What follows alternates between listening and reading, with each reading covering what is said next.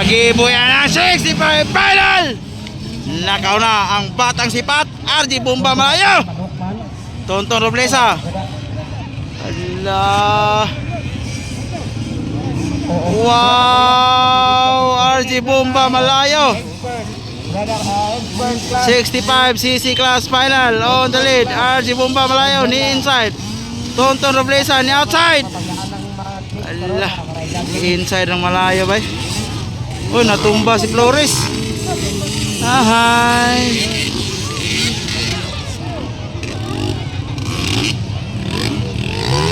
Wow! Nilupat si Malayo bay. Grabe gini bata, grabe ka warrior ni Batagan. Grabe ka warrior ni Batagan. Ala, Bomba Malayo. Wow. Seka na Tonton. Tonton Roblesa, tirahon ng finish line ron. Tirahon ang finish line. Grabe. Grabe gini si Malayo gad. Grabe pawira Malayo bay. RJ Bomba na guna followed by Tonton Roblesa sa likuran. Grabe. Ah, layo na guys si. Layo na si Malayo gad. Nilupad. Ayaw tira ha. Allah.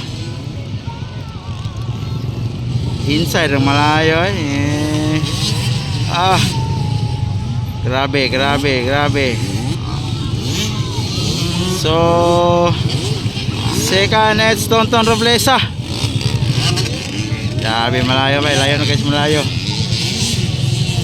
Layo na kayo si Malayo. Araw. Wow. Wow. Malayo breakaway. Ayun, no? Tirahon yung finish line ron. Tirahon yung finish line. Finish line. Titirahin. Wala. Wala. White flag na. White flag, white flag, white flag. RJ Bomba Malayo and Tonton Roblesa. Karang third oh. Fourth. Expert class. Last call. Wow. So sayang si Flores. Natumba. Waiting for checkered flag for Bomba Malayo. Waiting for checkered flag for Bomba Malayo. Ano bisa tiba makapaklan sa mano. Next schedule. Naro. Wow, relax na relax. Ayan ang bater. Hanggang checkered flag. Side champion RJ Bomba Malayo.